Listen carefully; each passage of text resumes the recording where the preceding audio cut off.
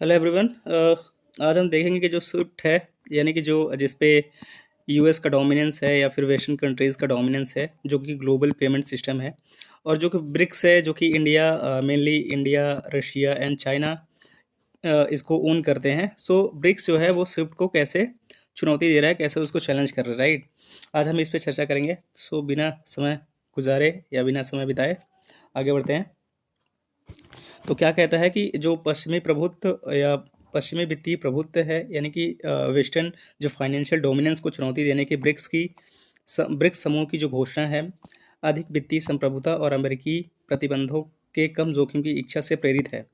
हालांकि अपनी अपनी भुगतान प्रणालियों के संबंध में अलग अलग देशों की महत्वाकांक्षाओं के चक्रव्यूह में उलझने से इस लक्ष्य की ओर शुरुआती प्रगति में बाधा आ सकती है। यानी कि आर्टिकल शुरू में ही कह रहा है कि थोड़ी सी बाधा है, लेकिन आगे चल के हम इसका फ़ायदा उठा सकते हैं। सो आगे बढ़ते हैं। ये वो मीटिंग है, ये ब्रिक्स की मीटिंग है, रशिया, राइट। आगे बढ़ते हैं। एसेंस हम लास्ट में देखेंगे, तो आपको जल्दी समझ में आएगा। अगर हम शुरू करें तो जो एक दशक से भी ज़्यादा समय से ब्रिक्स यानी कि ब्राज़ील, रसिया, इंडिया, चाइना, साउथ अफ्रीका ने डॉलर प्रधान अंतर्राष्ट्रीय वित्तीय प्रणाली पर अपनी निर्भरता को कम करने, यानी कि निर्भरता, अपनी डिपेंडेंसी कम करने की कोशिश कर रहे हैं। कम करने की अपने बढ़ते दृढ़ संकल्प को दर्शाते हुए कई कदम उठाए हैं। 2014 के फोर्टालाजा शिखर सम्मेलन ने इस प्रक्रिया की शुरुआत की, जब समूह ने न केवल अपनी बल्कि अन्य विकासशील देशों की ज़रूरतों को पूरा करने के लिए वित्तीय संस्थान स्थापित किया या पहल की उसको स्थापित करने की।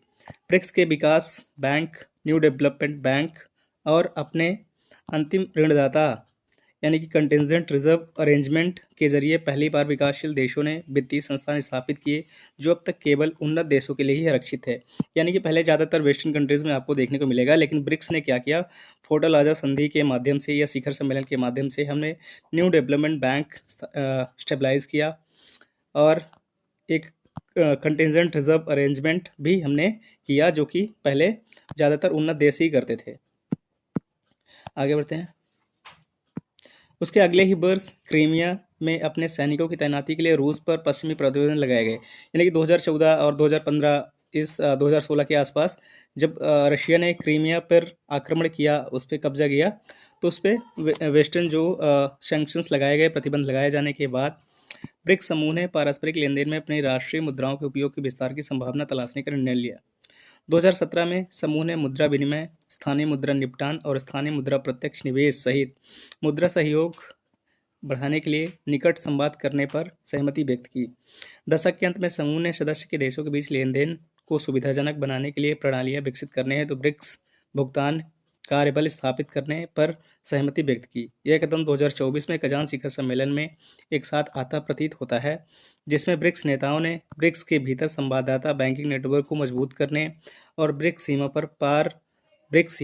पार भुगतान यानी कि इंटरनेशनल जो पेमेंट्स होता है, उसके पहल के अनुरूप स्थानीय मुद्राओं में निपटने को सक्षम करने के महत्व को रेखांकित किया। यानी कि अब देश अपनी मुद्राओं में जो इंटरनेशनल पेमेंट्स होता है उससे निपट सकेंगे। ऐसा पहले तो नहीं था, क्योंकि स्विफ्ट ज़्यादातर जो मेजर जो इम्पोर्टेंस वाली करेंसीज़ हैं उनको एक्सेप्ट करता है, जैसे डॉलर है और यूरो को भी एक्सेप्ट करता है, और भी करेंसीज़ हैं। सो आगे देखते हैं कि यथास्थिति को चुनौती देना, यानी कि जो जैसा चल रहा है उसको हम चुनौती कैसे दें या उसको चुनौती देना। ब्रिक्स जो है सीमा पार भुगतान पहल या ब्रिक्स पे सबसे ठोस कदम है, जो समूह ने स्विफ्ट नेटवर्क पर अपनी निर्भरता को कम करने की संप्रभुता का पता लगाने के लिए उठाया है, जो अंतर्राष्ट्रीय धन हस्तांतरण के लिए दुनिया भर में 11,000 से अधिक बैंकों और वित्तीय संस्थानों का उपयोग की जाने वाली मैसेजिंग प्रणाली है, राइट। ये कौन है? स्विफ्ट नेटवर्क है, जो 11,000 से अधिक बैंकों और वित्तीय संस्थानों द्वारा उपयोग की जाने वाली मैसेजिंग प्रणाली है, और जिसे G10 केंद्रीय बैंकों द्वारा नियंत्रित की जाता है। G10 बेसिकली जो ग्लोबल बड़ी इकोनॉमिक्स हैं, G10 के जो मेंबर्स हैं वो इसको कंट्रोल करते हैं। पश्चिमी वित्तीय प्रभुत्व यानी कि वेस्टर्न जो फाइनेंशियल डोमिनेंस को चुनौती देने के लिए ब्रिक्स की प्रेरणा अधिक वित्तीय संप्रभुता की इच्छा और अमेरिकी प्रतिबंधों के कम जोखिम से प्रेरित है।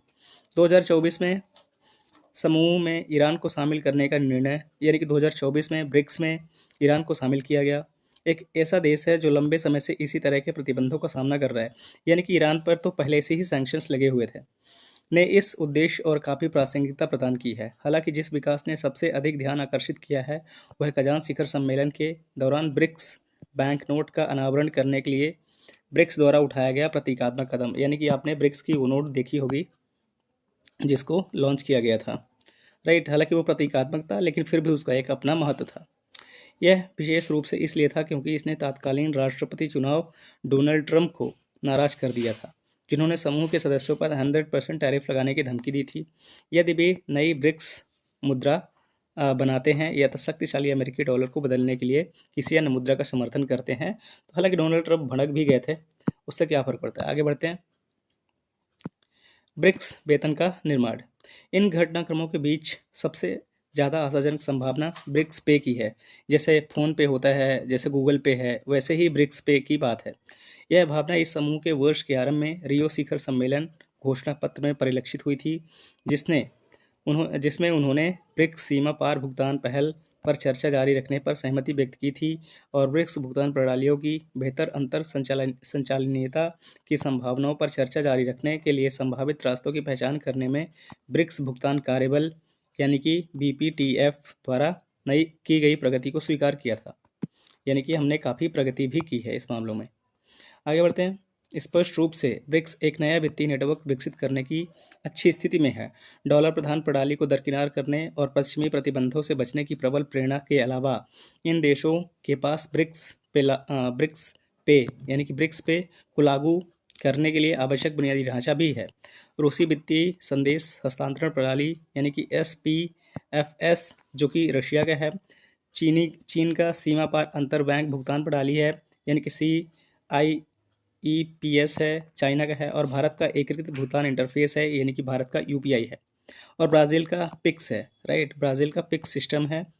प्रस्तावित नेटवर्क का समर्थन करने के लिए पूरी तरह से सुसज्जित है। यानी कि हमारे जो 4 सबसे बड़े देश हैं, चाहे वो रशिया हो, चाइना हो, इंडिया हो या ब्राज़ील हो, इनके पास अपना पे सिस्टम है जो इससे सुसज्जित है। निसंदेह इन प्रणालियों की अंतर संचालनीयता एक समेकित ब्रिक्स नेतृत्व वाले भुगतान बुनियादी ढांचों के लिए निर्माण के लिए आवश्यक है, जो एक सीमित भौगोलिक और राजनीतिक समूह के भीतर दायरे और विश्वसनीयता में स्विफ्ट को टक्कर दे सकता है।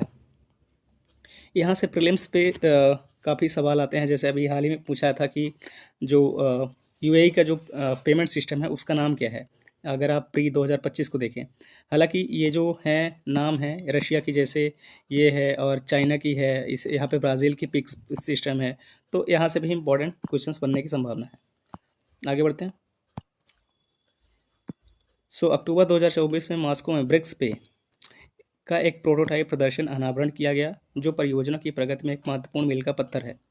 उम्मीद के मुताबिक रूस इस परियोजना को लेकर सबसे ज़्यादा उत्साहित है, लेकिन शेष मूल ब्रिक्स देश वैश्विक स्तर पर अपने स्वयं के प्लेटफॉर्मों को बढ़ावा देने में रुचि के कारण अधिक सतर्क प्रतीत होते हैं। सतर्क इसलिए क्योंकि अमेरिका नाराज हो जाएगा, और रशिया को इसकी चिंता नहीं है क्योंकि रशिया ऑलरेडी सैंक्शंस उसके ऊपर बहुत सारे हैं। भारत का UPI 9 देशों में स्वीकार किया जाता है, लेकिन ब्रिक्स के भीतर अभी तक इसे स्वीकृति नहीं मिली है।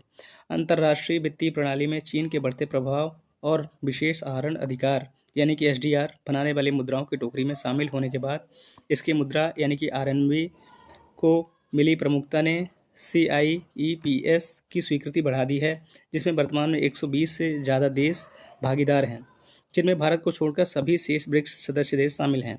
ब्राज़ील की पिक्स प्रणाली हालांकि अलग अलग देशों की अपनी अपनी भुगतान प्रणाली को बढ़ावा देने की महत्वाकांक्षाओं के चक्रव्यूह से गुजरते हुए ब्रिक्स पे को शीघ्र साकार करने की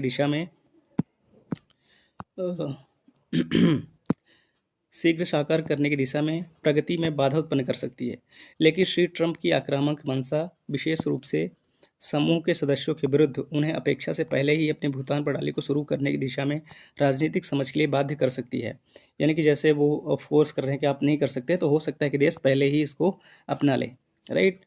इसको लिखा है विश्वजीत धर ने, जो कि एक व्यापक अर्थशास्त्री हैं और JNU के पूर्व प्रोफेसर भी हैं, राइट। आई होप आपको समझ में आया होगा। हम इसका जो सार है वो देख लेते हैं 1 मिनट के अंदर।